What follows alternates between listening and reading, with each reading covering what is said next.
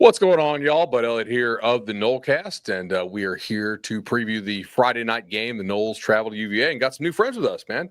Chuck, back on the show yet again, and new addition to our Nolecast crew, Nile, Lawrence-Stample. Welcome, man. Yeah, man. Happy to be here.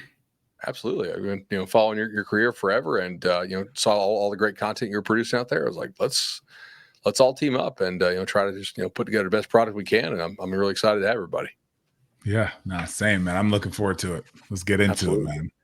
So I got to say, it feels good to play like a real opponent again. I mean, with all due respect to East Texas A&M and Kent State, this game against Virginia Friday night, island game, so the entire nation will be watching it. If you go and handle business, you can get a lot of credit because you're going to look impressive in front of everybody. If you go and screw around, you're going to get a lot of blame. Now, some of that's forgotten going into the weekend, but it's a real opportunity for this program to show out on national TV. Now that we get that extra ACC money, you go and you pound somebody. It's maybe potentially a little bit better ratings there if you put on a real show. And I'm excited to go see like a second real test for them outside from that Alabama game.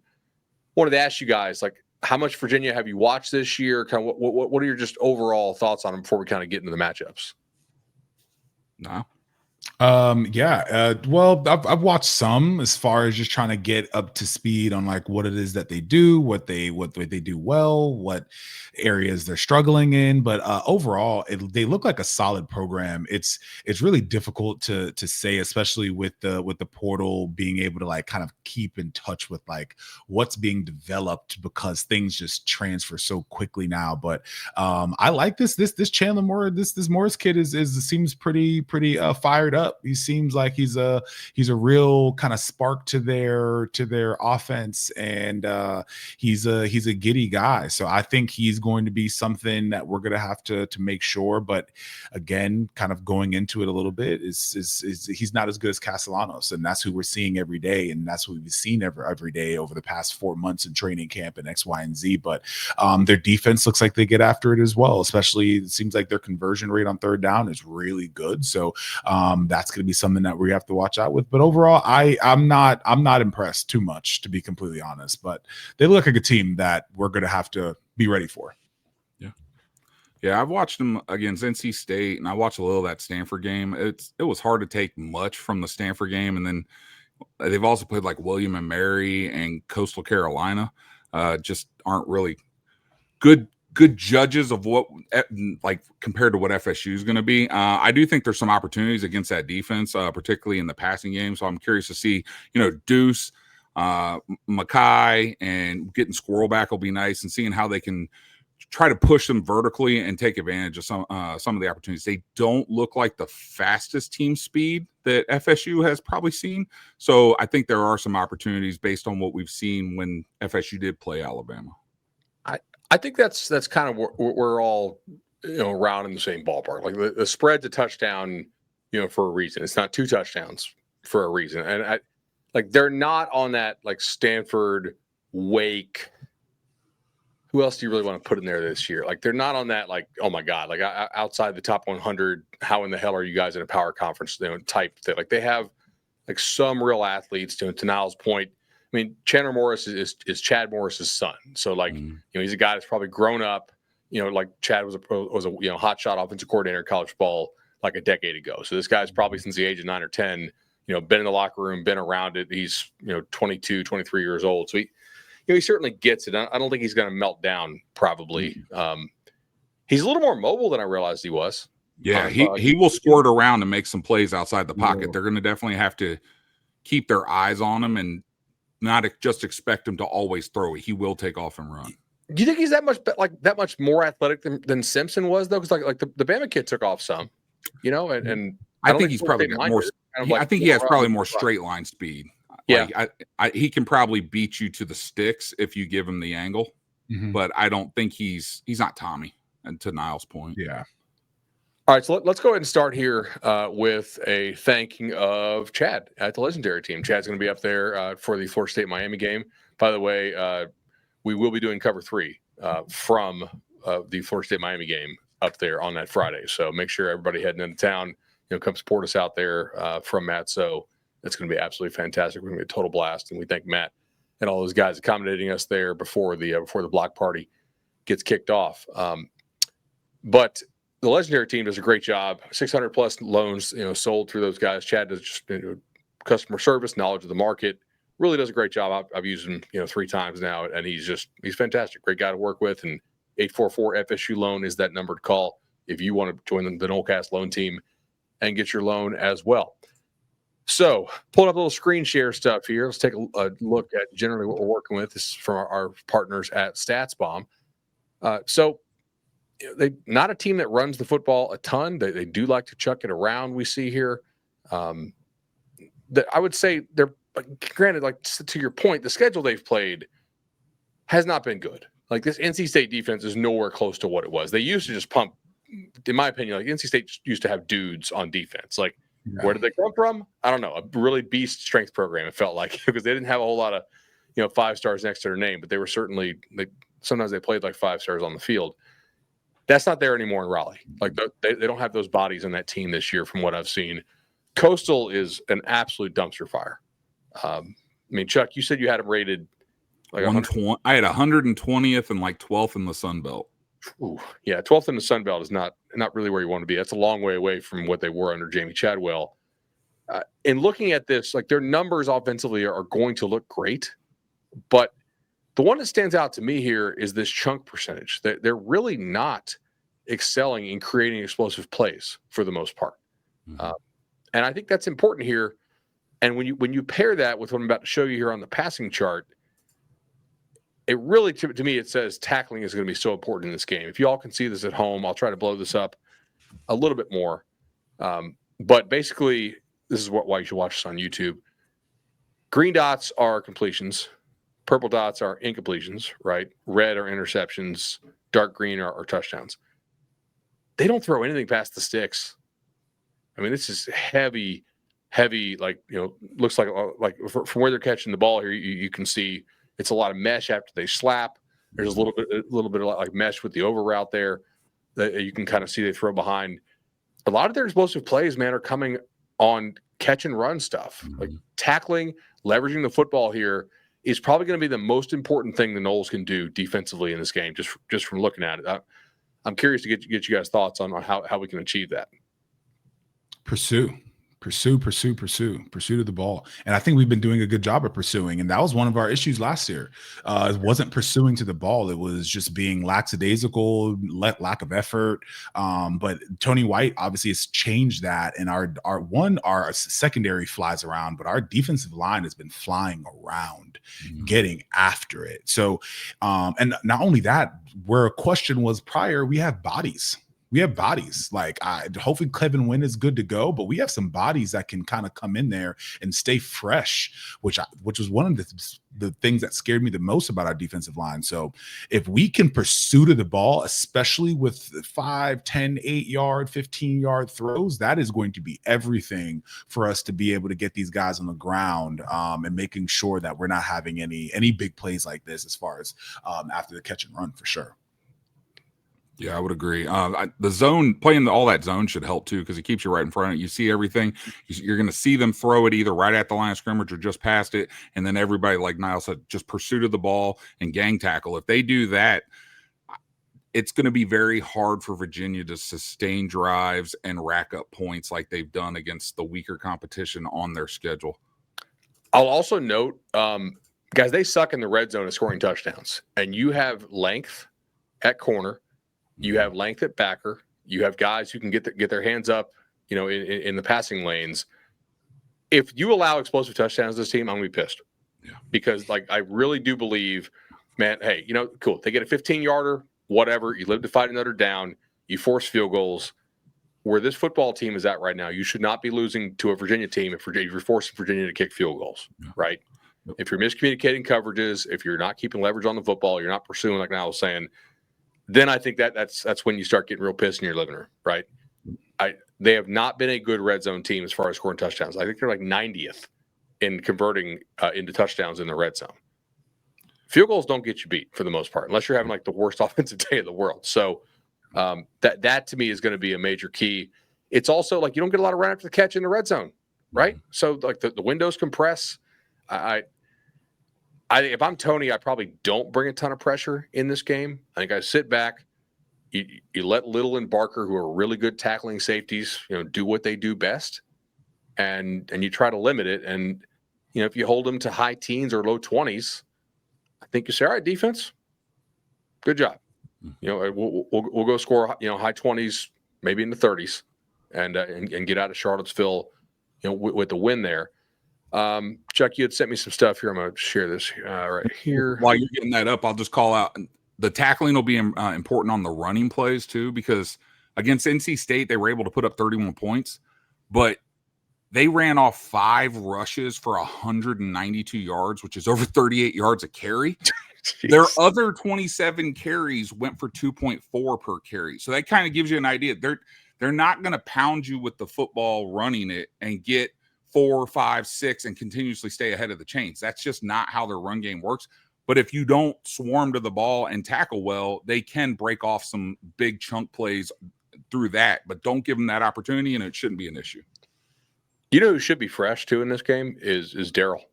Yeah, he hasn't played a lot of snaps recently. I think they've been like managing his load, dude. Think about it. Like, how many plays did he play last game? 15, maybe 20 max? Yeah. I think you looked it up and it was right around 20. That's got to be a guy who's like just ready to show out on a national stage, especially. And we should note this: their center Brady Wilson is either their best or second best offensive player. Like, he's a dude, and we saw him with the big ice wrap on his calf. Virginia listed him as questionable. If he can't go, that's a money game for Daryl. For sure. Like, that national TV, everybody sees that. Now you played the position. Like, that's got to be like you getting a backup center in this offense is that's got to be pretty exciting.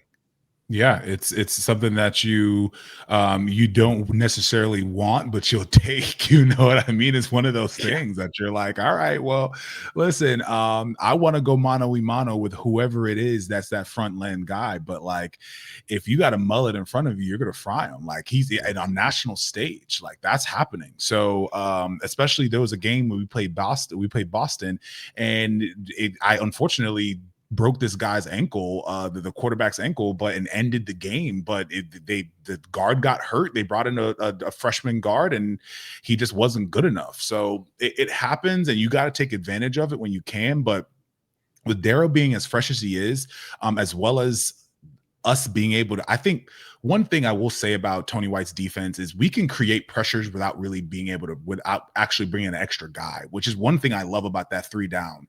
If they're flustered, that offensive line is flustered and they don't make the right check, we can easily have a guy free. So I love that about this defense. And I think Tony White's going to play it as he needs to. I think he's going to be reserved in some capacity. And if he's got to let it fly, he'll let it fly. But I wouldn't be surprised if we're limited on some of those things until we hopefully we don't need to. But it's going to be one of those things that Daryl Jackson's going to have to take advantage of for sure, if that is the case with this guy being injured. They're going to be telling him he needs to. Yeah. Would we anticipate they would double Daryl more, given you have a backup center? Are they going to give him more help? Which means actually there's more opportunities for the Desir twins and some of the guys, James Williams off the edge, to make more plays because they're going to be freed up one-on-one. Is that a big potential for that? Yeah, 100%. Or they're going to be limited on what plays they actually run. So if anything, they will call a certain check and push a bunch of protection towards trying to help out this guy, whoever is in, or maybe it's still maybe this guy, if he's questionable and he's not really playing to his maximum capacity, then that still may be very well the case, even if he does play. So I think that there's opportunity there regardless if he's in or not, in order for other guys to be able to get some opportunities, or for there to be a little bit of concern if Daryl starts to make some plays in the backfield. They're going to have to make adjustments, therefore flustering the offense. There's opportunity there all over the board. Look forward. Starts right there in the middle. That's right. It looks like the backup is Drake Metcalf, who's their guard. He was Stanford center last year. I don't think he's like awful, but they also, I think their top backup guard is out. So if they have to slide him to center, you're getting like a third guard. So, maybe he's okay. I mean, I kind of doubt the backup center is handling Darryl one-on-one really well, but like, if you're Lions and you're like, all right, I get the third guard. All right, let's or I guess in this case, like the second backup, right? That's certainly a real opportunity there. So when Kevin Wington had to come in against Stanford, he had a PFF grade of 40. So that's really not great to put up against a team like Stanford. That's that's not saying like he's going to do that every game. He has some decent games against Coastal and William & Mary, but he did not see any action against NC State. So I guess we'll see how Wilson lines up. To your point, FSU did release the injury report, and Kevin Wynn is questionable, I think it was. Yeah, I think he's questionable still. Yeah. Or you're gonna need good snaps out of that guy down the stretch. Boggs is also listed as questionable, just as a call out, and so that can create more opportunities for Mackay with Squirrel supposed to be back as well. I like that. I hope Gus is in his bag early on this, and you can hit those explosive scores and make UVA play, basically play from behind. Mm-hmm. I think that'd be huge. If you can do it. I think Gus has almost too much time on his hands. I'm gonna be honest with you. If you watch that Alabama game, the amount of things that he put into that game was like trapdoor after trapdoor after. There's nothing that he was like, if Alabama does this is what we're gonna do. If Alabama does this is what we're gonna do. I'm building all of it in pre-snap so that way we're ready to go. So I would not be surprised, and I think he's doing that because he has the time, because he has that availability of being a coordinator. He's like, I would have done all of this stuff for years if I had the opportunity, if I had the time, if it made sense. I'm going to do it now, and I would, and that's one of those things that you have that a little bit of that comfortability of knowing that the personnel is ready, but the game plan is so important. That's why these coaches get paid so much money. The game plan is everything. You can have freaking nothing but 2-star athletes out there, and with a good game plan, you can have the little giants out there playing, but with the right call. So it's going to be something to watch, but I think that there's so much opportunity for the offense to just have a good game plan that can create momentum more or less than just the actual physicality of the game. And we'll see more of what Gus is cooking up. But I think he hopefully agreed. Hopefully he's cooking real early. I will say their receivers, the Trell Harris kid is like they do have some guys who can scoot a little bit. Like the I know NC State looks slow, but I don't think UVA's receivers are awful. So back to the point of pursuit and tackling, I think. So looking here at the chart on screen, UVA they lost to NC State. They got out success rated, to your point, right? Like NC State, despite the fact their defense is not nearly as good this year as it has been in some of the years past, they still held them. Like 44 success rate is not a great defensive performance, but it's not like the worst in the world. I mean, NC State put up a 55. Yeah, I mean, for context, 44% is the 63rd percentile. 55 is 96th percentile. And as a frame of reference, FSU's success rate on the season is almost 54%. So that gives you an idea going in, like FSU does on a regular basis what NC State did to this UVA defense, right? So if FSU sticks to what we've seen from them for the season, they should be able to put up points. NC State put up 35 and probably could have put up closer to 50 if they were just a little more efficient with the football. Also, I'll note, I think NC State had an opportunity to bat more balls in that game. It's like, man, they were really close to several tips. Morris is like one of these guys who's listed at 6 foot. And oftentimes, like if you're 6 foot in the media guide, you're probably more like 5'11". I think distracting him as far as the passing lanes, getting the hands up. I think there's a real opportunity there to go get it. And like the batted balls can end up in your hands. It can kill drives, especially because the ball's out quick. You're not always getting it. Like he's not sacked at a very high rate just because the ball, he doesn't hold it that long. You think Tony will bring some corner blitzes to the side that they want to roll Morris to? Kind of meet him at the sideline? They do move the pocket some. Yeah. So if they're going to try to roll them right, you might bring that field corner or whatever's on that side, bring Wilson or Rawls on a blitz and see if you can, disrupt the timing or get in his face. I could see that. I am a little bit worried about some of like the screen and go stuff They they'll throw the bubbles out there a lot. Like they'll take the easy access throws if you allow it. That is something Tony's traditionally going to allow. Like Florida State wants to allow it in the rally and tackle. They're not playing like a ton of press, obviously, this year. You can't be too anxious to run up and tackle that stuff and bite on the double move on something like the screen and go. That is something they do pretty well. I think they disguise it well. So just I don't know, something like, okay, if this goes wrong, how does it go wrong? They're probably hitting some stuff like that on you. Anything else on the UVA offense and the Florida State defense? I would say we have the most length that I want to say we've had in a long time on that defensive line. Everybody on that defensive line is long. All of them are tall. All of them have long arms. It is definitely a good time to be able to start batting some balls down. And I have to assume they have bat quite a bit of Tommy's balls. I have to assign balls, right? I have to assume they have batted a significant amount, so they should be primed and ready to go to be able to get some tips and at least be a distractor on that defensive line when it comes to a guy that's a little bit on the shorter side. Last note for me, their left tackle is way better than their right tackle. Their starting right tackle actually was lost for the year in camp. So like he's not terrible, but he's like the left tackle is actually pretty damn good. The right tackle so far has just been kind of against a rather weak schedule. So something that's not is our friends at Congruity. Congruity HR Solutions has done a great job helping all of our friends at the Nolecast, transform their business, whether it's HR, payroll, healthcare solutions, whatever you need. Congruity HR can help optimize your business. Make sure you hit them up. Obviously, contact information there in the show notes, and they've been great for us. Been great for a lot of our partners as well. So if you guys need any kind of help optimizing your business, find leaks in your game, let's make sure you guys are optimized. Congruity can help you get that home. Let's talk about optimizing this Noles offense against the Virginia defense, which is okay. Like I think that's generous, but I think it's generous. Okay, all right. Fair enough. I mean, the chart that you've seen the way the chart looks, and the one that I sent, it's a lot of yellow, which isn't awful, but it's not good. So there are a lot of opportunities, especially passing wise. They're not very good in terms of yards per drop back. And while they are decent at success rate, they are in the 70s in terms of EPA per drop back. So there is going to be an opportunity for these receivers and Tommy, if they are on the same page early, to take advantage.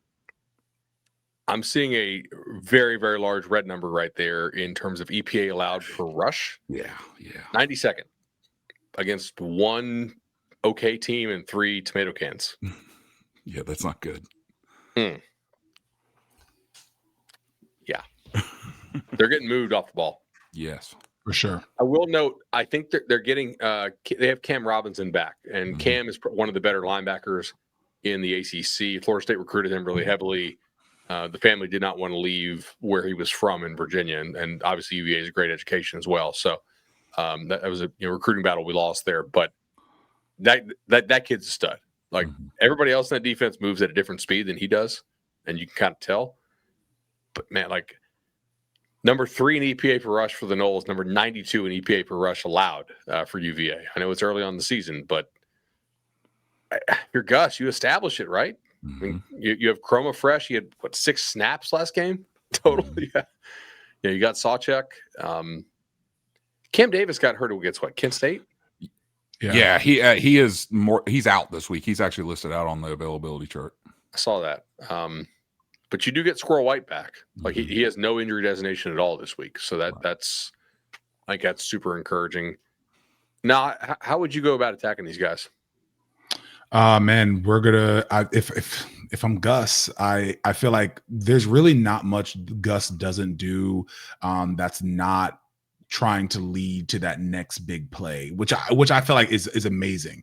And you have to really be confident in that. You have to be confident in your team as well as your quarterback to be able to run that. But everything has an other bigger meaning instead of something where like Jimbo's lining it up and he's running power, he's running stretch right at you over and over again, and I'll pop one out. But like Gus is going to do it methodically, and I want to say we're gonna run it at him. We're going to run it at them. If there's no reason not to, and especially when it comes to trying to get confidence in Castellanos's rhythm when it comes to downfield, we're going to see that. We're going to see that. Especially if we're running the ball well, we kind of need to. We kind of need for his confidence to be there. We need to kind of see it kind of come into fruition on a big stage, not necessarily against Kent State. We got to see him throw the ball. I'm surprised that we didn't see him have him kind of throw the ball a little bit more underneath versus these past two teams.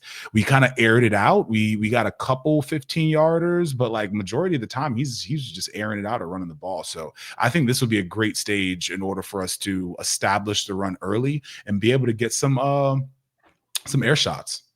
Yeah, I think there's an opportunity to run early because I have a feeling Virginia's going to try to play more like cover 4 umbrella, right? Keep everything in front of them because they don't have the team speed. They don't want to get beat deep, so they're probably going to play off on the corners and try to make Tommy be patient and hit those 8, 10, 12-yard routes instead of trying to take the shots to Deuce and Mackay or Squirrel. So I that's going to open the opportunity to run the ball. Like it's kind of pick your poison for Virginia. Do you want to keep FSU from going vertical early, or do you want to try to take away the run and get killed by play action? And all of a sudden you give up an 80-yard bomb. Like I don't know that Virginia can dictate FSU's offense to them. It's going to be very difficult. They're going to have to hope FSU is off. Like if Tommy's off on his passes or impatient, that's Virginia is probably their best hope on defense because this defense just isn't good enough to line up and play FSU play after play after play. I totally agree. I'm not saying like they're not assignment sound. I think they are like a little bit limited physically compared to sort of where you are. And your best hope to beat FSU nowadays is probably just Tommy having a regression to some of the passing days that he had at BC. If he passes it like he did against Alabama, you're not going to beat this team.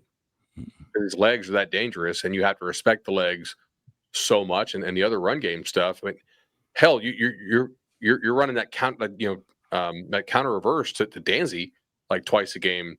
That's going to open up front side counter as well. Like you can't just fly to that anymore because you know what's spitting out the backside.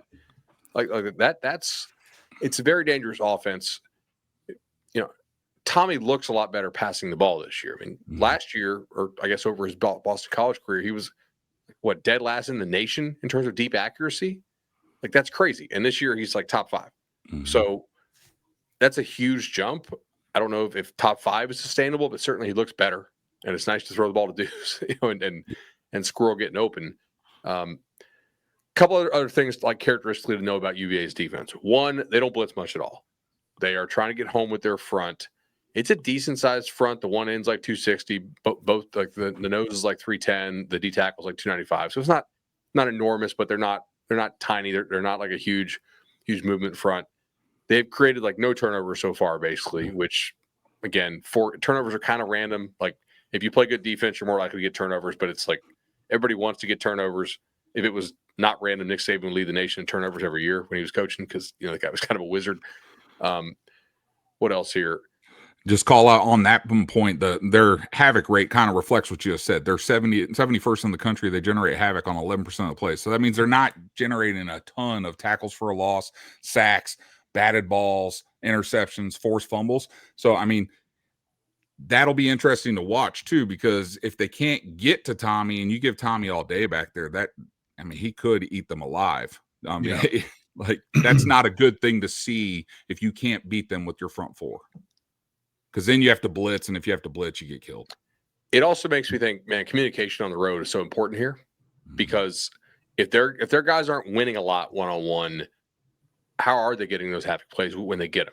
Are you miscommunicating stuff? Are you not having your checks sound? Like this is a test. It's your first time, brand new offense, 11 new guys on the road. Like you don't know how this will go. You know how it should go, but you don't know how it will go, right? Like stuff happens sometimes on the road. That's going to be. Like Herb Hand's group has got to communicate. I know they want to go fast, which helps keep it simple at times. I probably would go fast if I can here. I don't think UVA's got a lot of depth. If I'm Mike, I'm telling Tony, hey, your guys might have to play 85 snaps because we're going to wear these dudes down, right? I think I'd probably be okay with that. Yeah. I think personally, especially with someone like Gus, he wants you to kind of just kind of sit back and wait. Let me do what it is that I want to do. It's any offensive scheme, especially one that has a lot of different variables that can be triggered at any point in time, really doesn't want blitzes. Blitzes create havoc when it comes to that. So if they don't blitz very much, then that's something that I think will allow us to open our playbook a little bit more and be able to do the things that we want to do, not the things that we have to do. Especially as we're running the ball. If running the ball is going to be an emphasis, which I think it will be, especially if with Tommy's possible injury, that he's kind of healthy and he's good, he's 100%. But regardless, he's kind of a golden boy at this moment. I just don't imagine us putting him in situations that aren't necessary, even though he does it anyways. He is he does it. He is not scared of anything. He is going, but. It's if a defense is going to be reserved like that and play with everything in front of them, then yeah, it's a tough time to see Seminoles come into a stadium when you're going to kind of just see what happens. We're going to run it down your throat. There's no ifs, ands, or buts about it. Let me ask you guys this, because I've been thinking about this and I don't really know where I stand on it. So John Rudzinski is a pretty good D coordinator for them. He did a really nice job at Air Force for a number of years, and obviously that's a tough place to be a D coordinator. Obviously, Gus is not a triple option guy, but there are some spread option elements in what he does. I mean, he's more of like a native wing T coach. How much do you think it helps to have a guy who coached at a service academy where they're running triple option every day in practice? Like, is that an edge we should be thinking about? Like, not a deciding edge, but is that like a micro edge for them that we should be thinking about? They'll probably have better eye discipline just based on some of the keys he's going to teach them in the film room. Wouldn't you agree? Like, he understands what Gus is going to do in terms of eye candy probably at times, and how he's going to try to use some of that misdirection. So he probably preaches that in the room, but it's still, you got to go out and do it against this offense. I think that's the hard part. Like, you can be as tightened up as possible on your plan, but you still have to go out and execute it against a team that is more than likely more athletic and more talented than you at almost every position on the field. Yeah. I think if you, especially coming from that and kind of transitioning to a conference that you're not seeing that as much, I don't necessarily think that that's something that you're implementing a ton. I think that you are going to try to conform and you're going to try to assimilate to what it is that you are facing. So I don't think that his players are going to really have the that keen eye or that knack for it, because every single thing, especially as a player, every single thing that you do on the field is very much instinct, and it's a feel. And especially for my own son, I really didn't want him to play football early, but I realized that that was one thing that I didn't have in my game that I had to figure it out, was the instinct. That instinct is you can't coach it. So the repetition, unless these guys are going against stuff like this often, you could teach it all you want to in 3-4 days, but there's that coherent understanding of feeling it and seeing it and knowing it, because it's all reaction. That's all it is reaction. So though they could put it into the game plan, though he could talk about it, though he can kind of give them some keys there, it's what team can prepare quick enough within that time frame.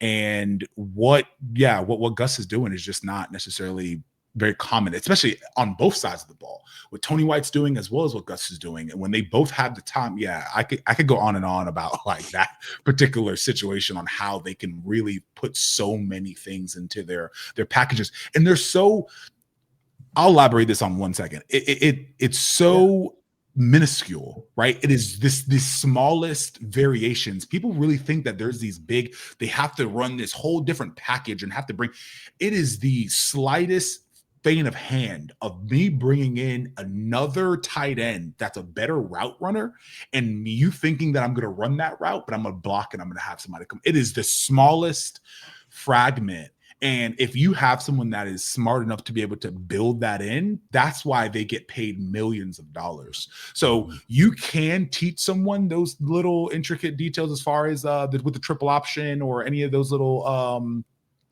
keys, but I'm still going to find a way to beat you. So I'm genuinely excited to see our offense finally kind of explode and go, because you're only going to run so much plays versus Alabama.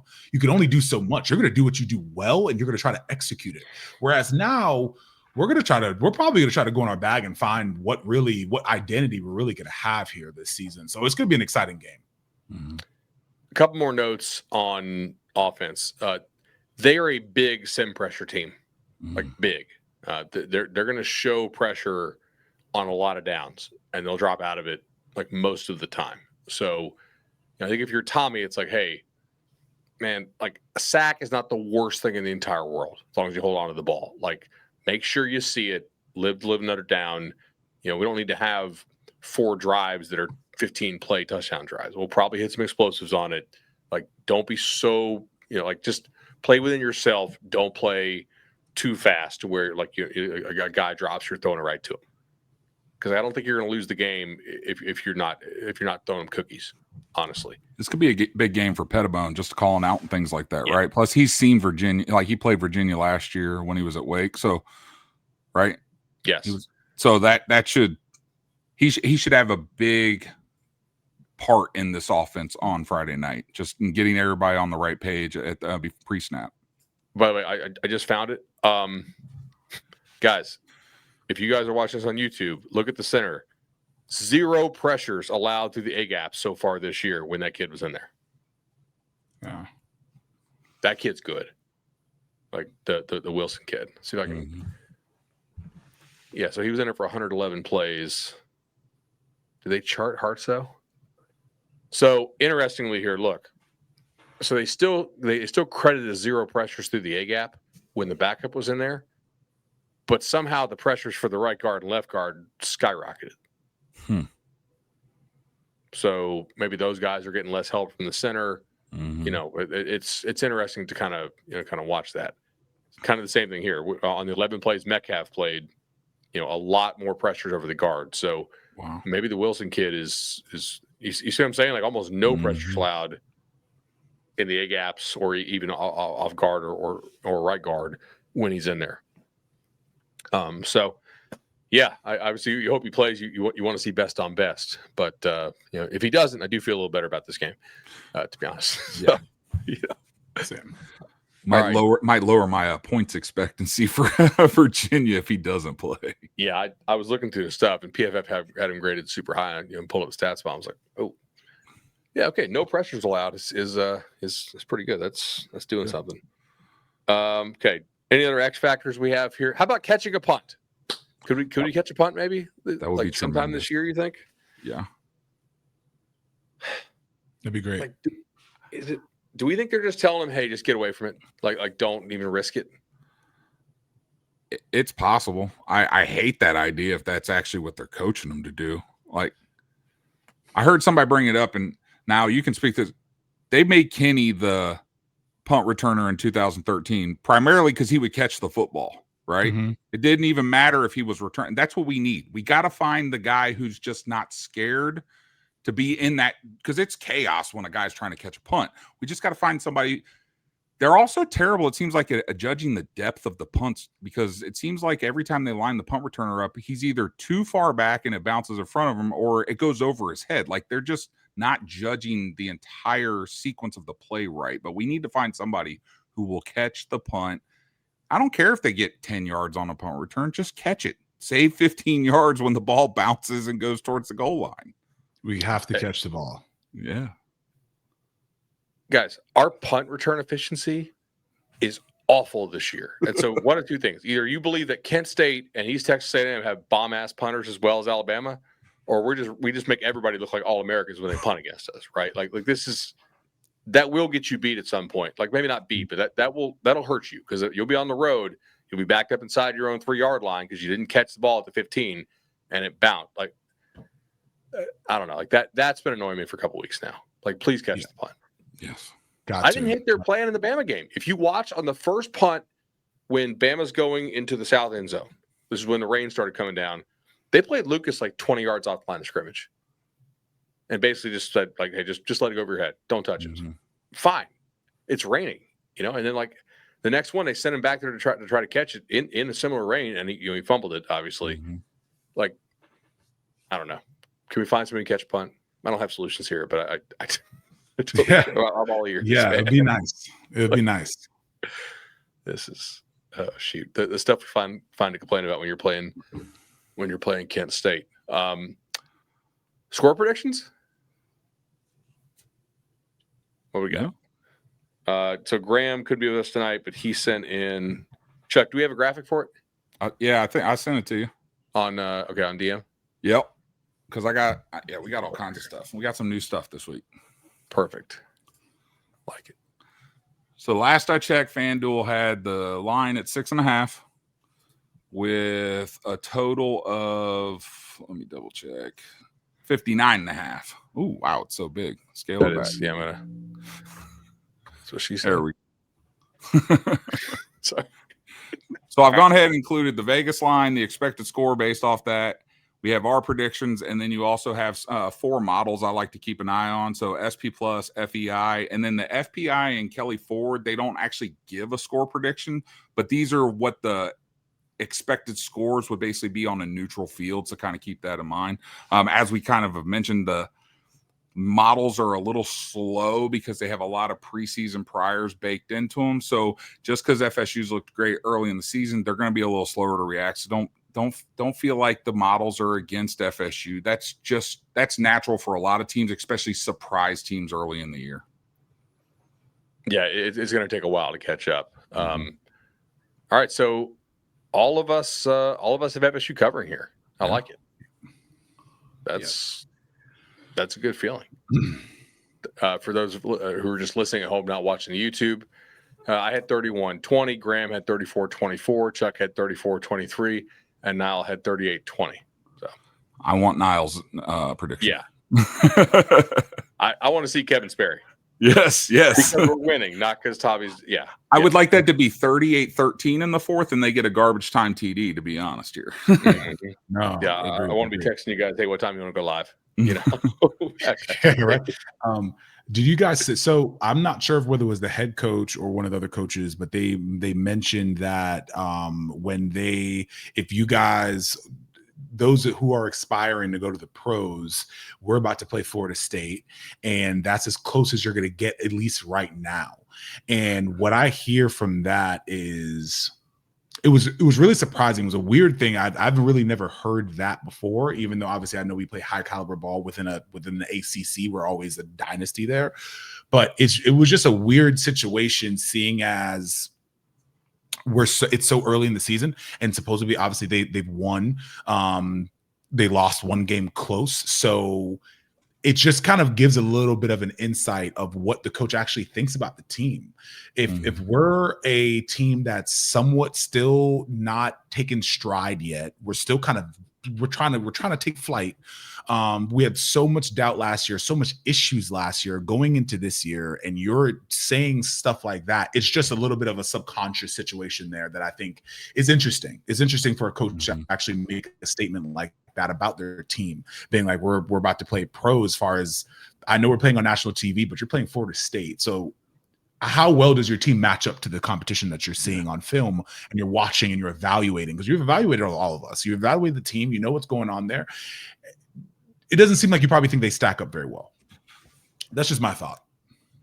I think there's probably some like maybe signaling out there to the fan base, like, hey guys, like we're an improved football team. It's a little bit different level than what FSU is. Yeah. I agree with that. I think Tony, I'm glad Virginia gave him the extra year, to be honest, because like, what happened there with the shooting would have been insane to get to fire a guy for 3 years like that. Just given, the way that would affect the team is wild. So I'm glad that they were patient with him. He seems to be doing a better job now. Oh, they're vastly improved. I mean, we can talk about the caliber of opponents they play, but they are significantly better than they were in the first couple years under Tony Elliott. So I think he's doing a great job, and they have a good chance of making a bowl this year. So I kind of hope they don't go. I would like CFSU win comfortably, but I also would hope Virginia doesn't go in the tank afterwards, because it would be nice just to elevate that schedule a little, to have a 7 or 8 win Virginia, as one of your more quality wins, because they're going to be few and far between the rest of the schedule. So I think they have an opportunity, though, to go to a bowl, and who knows, maybe win a little bit more than that. Let's go ahead and look at that schedule that we have this weekend. This did not go well for us last weekend. Literally, every team that we needed to maybe try to pull an upset, they went 0-8, and then the favorites, our favorites, also screwed around and lost several games. So that was fantastic. Please be better, ACC. All right, let's kind of run through this live and pick it apart. For those listening at home, TCU at Arizona State. We need Arizona State because we don't want the Big 12 to get two bids, right? Mm-hmm. And so get those undefeateds out of the paint in the Big 12, and hopefully that they have a 2-loss team there or a 3-loss team playing for the conference title. Mm-hmm. Georgia Tech at Wake. Obviously, there's a chance Georgia Tech goes undefeated in the ACC because they don't play us. They don't play Clemson, or they actually beat Clemson, excuse me. And they don't play Miami. Mm-hmm. And they don't play Louisville, right? No, I think they got an unbelievably good draw. Yeah, they got the easiest draw. And they got an easier draw than 23 Louisville got, which is crazy. So I didn't think that was possible. Yeah, 23 Louisville, that was – I remember watching that and be like, okay. They're the hardest team left on their schedule is NC State. So, yeah, that gives you an idea. Them or Pitt. Yeah, so Louisville, Pitt, we'd like Pitt to pull the upset there on Louisville since you actually play Pitt. And, man, you could really use Pitt being a bowl team. Yeah. The depth of this resume is not going to be good. The question more is how bad is the depth of it? Now the top might be really good, right? If you beat Miami, beat Alabama, it's like the Wizard of Oz. Pay no attention to the man behind the curtain. We don't care, right? You got those 2 on the wall. That's all that matters. 3 through 12. We don't care, right? But in case you don't beat Miami, it'd be nice to have a second and third win that are at least decent. Mm-hmm. So the committee's all right, yeah, they beat Bama. It was week 1. They also beat some bowl teams. Mm-hmm.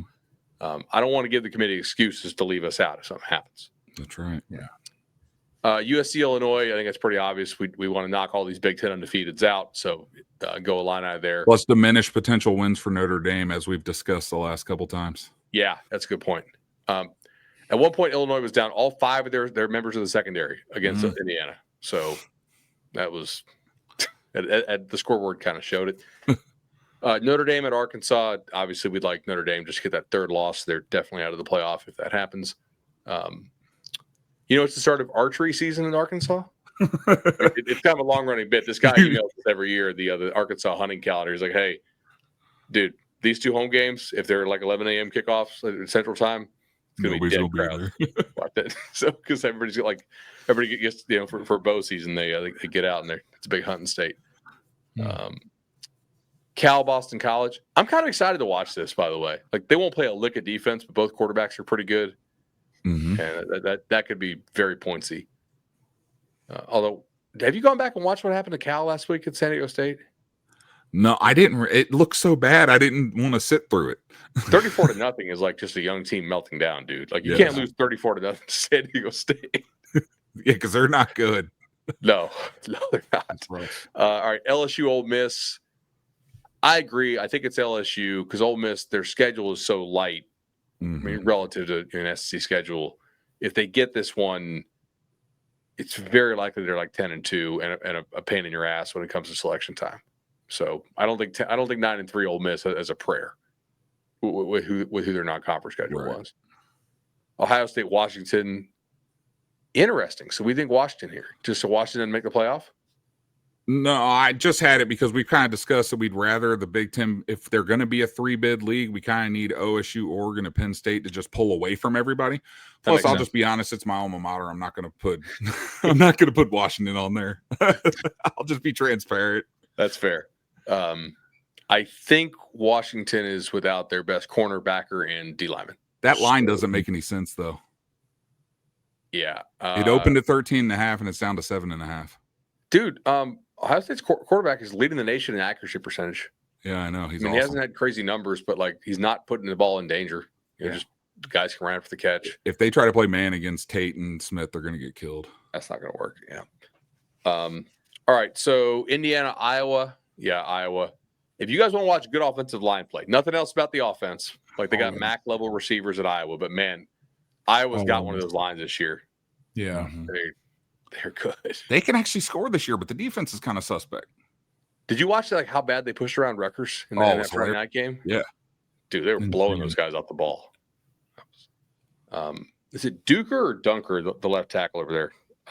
Now, if you watched Iowa like that, if you like offensive line play, man, they are really good this year. I know they're always kind of good, but like those guys can block. Yeah, they always play elite, especially that their run game. It's funny. It's kind of like a little bit of kind of like a Boston College as far as being able to really run the ball and block and stuff. It's funny how specific schools just have this like rich heritage of like specific things. And yeah, Iowa is one of those. They are very, very fun to watch. I'll be probably checking them out this season for sure. No doubt. By the way, that game's on Peacock. Did you see that Netflix tried to buy the USC Notre Dame game? Yes. It's wild. They really want in on college. They want sports in general. That's what they're trying to buy up. So that's the future. And the Big Ten's probably going to need some streaming partners because I don't know that CBS and NBC are getting the return on investment they expected since Fox is eating up all the big rating games every day, every Saturday at noon. As a CBS employee, I'm probably not going to comment on that, but I will say I would always welcome more good games to talk about. So if you want to add Florida State and Clemson or Florida State, Miami, if you have 4 should be good games in any given weekend, you're probably going to get 3 actual good games. All right, Auburn at Texas A&M. We want A&M here and just get Auburn out the paint officially. Yep. Yeah, because A&M's got a pretty difficult road still in front of them. So I mean, I think there's a good chance that Auburn's starting to teeter on that. They could be that 6-6, 7-5. People kind of questioned in the offseason. A&M is probably still going to be a 9-3 team because that's just what A&M does. Like, they have what, 1 10-win season in the last 25 years. It was the COVID year, wasn't it? No, they went 9-1 that year and finished 5th with Jimbo. But their 10 wins was Johnny Manziel in 2012. Oh, sure. Gotcha. And they went to the Cotton Bowl and smashed Oklahoma after beating Bama in Tuscaloosa. And then Bama at Georgia, clearly. Like, this is the one you need. Yeah. You really, if you get this, like if Bama gets Georgia, I could even see Bama getting in at 9-3. If Bama beats Georgia, they might be the SEC favorite, bud. Yeah. Well, especially because, Mateer is going to miss probably a month there, the Oklahoma quarterback. So I think they immediately become the front runner to win the SEC if they win this game on Saturday. Well, who are their remaining difficult games? Bama's got a tough schedule. That's the problem. Yeah, that is true. I mean, Alabama's got after this game. Yeah, they're at Missouri in week 7. They host Tennessee. South Carolina doesn't look as tough as it was preseason, but then they got LSU and Oklahoma back-to-back in week 11 and 12, and of course they close at Auburn, who, for whatever reason, just always plays them tough. They haven't been as difficult without Gus, but Auburn's always, doesn't matter what they are, they're going to make Bama sweat. So, big time. Yeah, I mean, their schedule's not easy following the Georgia game. If they lose the Georgia game, they become an 8-4, 7-5 possibility. But if they win this, they're 11-1, 10-2, and potentially in the driver's seat to go to Atlanta and win the SEC. Come on, Todd. Like, you need this one for the resume in the worst way. Yeah, agreed. I'm curious. So Oregon, Penn State. What? I really didn't have an angle here. I'd just like to see James Franklin finally get the win and get people off his back. I kind of feel bad for him. He's 1-17 against top 10 opponents at Penn State during the regular season. He has not been a favorite for any of those 18 games, which is what I find the most amazing. And he only out-recruited his opponent in 5 of those 18 games. So it's not like he's supposed to win, but you would still think 18 opportunities you'd win 3, 4, 5 of them. Yeah, just by accident, you'd win a couple more. So I would like to see him just get that win. I think Oregon's young, and it'll be interesting just to watch them cross country. I don't really have a rooting interest in this. I don't think it benefits FSU one way or the other. But I just took the home team and who's favorite, which I did find interesting. Franklin's a super nice guy, man. Yeah, and I would like, guys I know who work for him they're all like, like treats people in a genuine manner, like a good guy to work for. And I mean, obviously, I know Dan Lanning a little bit. Like nothing negative there. Obviously, he's always been good to us. But it'd be cool to see James break through. Yeah, I'm just curious. It's going to fall on Alar or Drew Aller. I always want to say Alar, but like, can he finally step up against a big time opponent? And because I think Oregon will do a good job taking away that run game. So it's going to fall on his arm and whether or not he can beat that young Duck secondary. How much do you guys think you could actually save in terms of playbook stuff if you played 3 nobodies like Penn State has? Because they have shown zip so far. Like, it all depends on how well you play. If you play well, and I think you can save quite a bit, but do you want to? Right? Do you want to risk not seeing what certain things look like? Because all the personnel is different. Your personnel is different. You can you can run it in practice all you want to, but is it the way that it should look? Does he understand that he has to open his hips up on that one particular route a certain way, or else it's not going to work? So that's you gotta sprinkle some stuff in there to see if it's gonna land.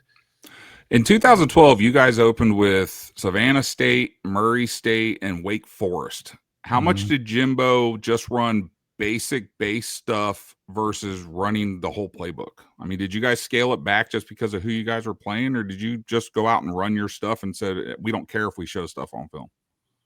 I opened it up. So Jimbo's offense was so old school.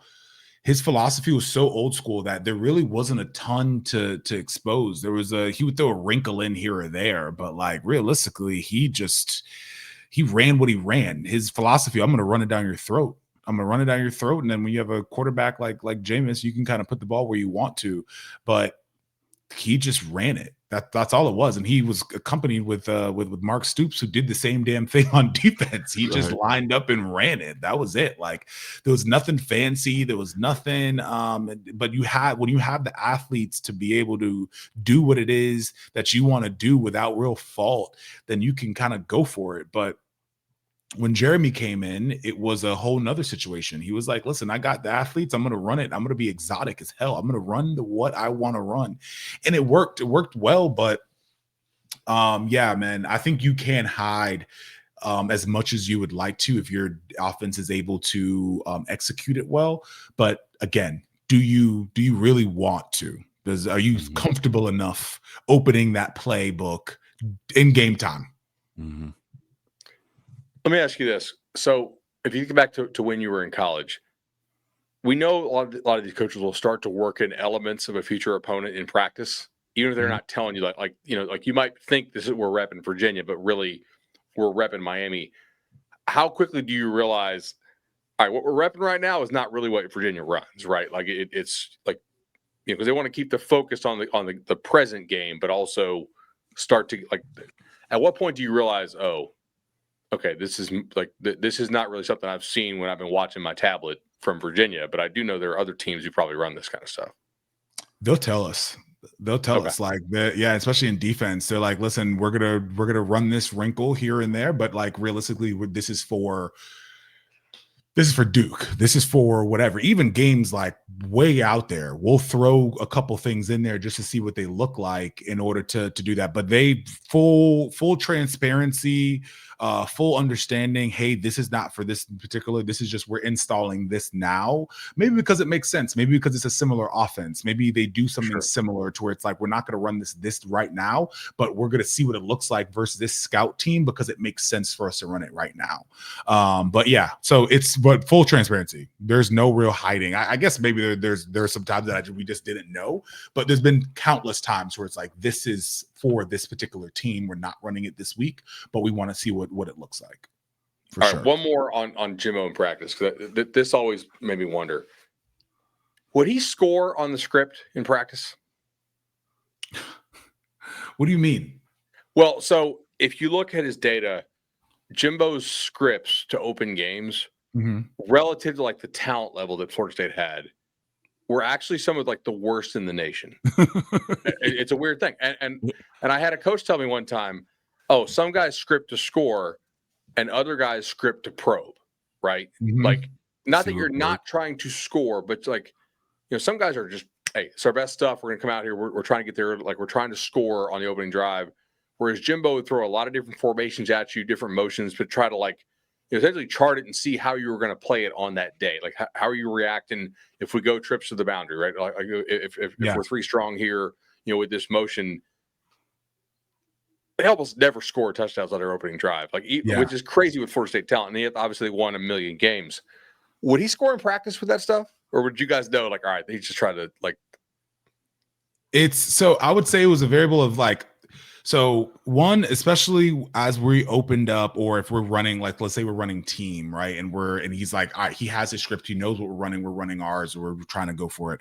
I would say 9 times out of 10, it's there's no real drive that's not going to be trying to get to the end zone. But again, when you are trying to see what it is, and I think maybe that's a test to why we were so good the year after we won it all, and why we were able to make so much good halftime adjustments, is because something that he wasn't afraid. But when you have that confidence in your offense, then you're like, listen, this is what I want to see. I want to see my looks. And he was really disciplined.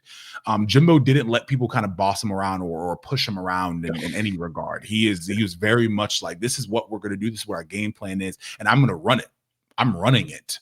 And he did a good job running it. So the as far as like probing and as far as trying to like figure out what some of the things were, or what some of these looks he was going to get, he very much wanted to see it. He wanted to see it for sure. Show your hand, and we're gonna exploit it. Nice. Yeah, I remember like bitching about how they would not score on the opening drive far too often. Then they score on the next 5. Yeah, right, exactly. And I there's a coach for another team that you would listen to. Okay, he's like, oh, dude, Jimbo's not a script to score guy. He's a script to probe guy. Huh. Yeah. I never heard it explained that way, but it's kind of fun. Yeah. No, that's funny. That's funny. Yeah, he's a very, very serious when it comes to. It's funny because his playbook wasn't very intricate by any means, and he ran the ball down your throat. And he wanted to be able to do that. That's a huge power to be able to say, we got to establish the run.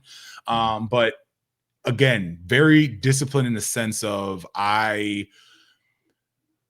especially obviously in the locker room. In the locker room, we're going into halftime. I can remember all the speeches and all the call outs. You call certain things out and like be able to like predict certain things that are going to happen, and they happen very much so. It was weird to a fault sometimes. He was a savant. Like it's crazy to listen to that dude talk ball. It's crazy, and he'll be like, "Hey, listen, you're about to break.